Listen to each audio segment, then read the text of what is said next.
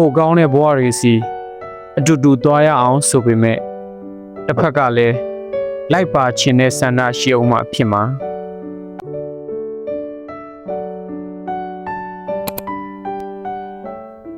ပိုကောင်းတဲ့ဘဝတွေစီအတူတူသွားရအောင်ဆိုပေမဲ့တစ်ဖက်ကလည်း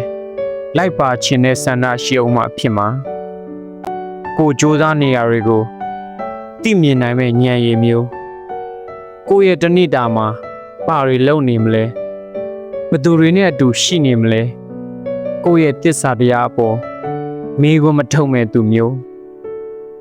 အချိန်မပေးနိုင်တာတွေရှိခဲ့ရင်တော့မှယုံကြည်မှုနဲ့နားလည်ပေးနိုင်မဲ့သူမျိုးဒါမျိုးတွေကစိတ်ကူးတက်တက်ပဲလေကြိုးစားနေတာတွေရက်တက်မသွားဖို့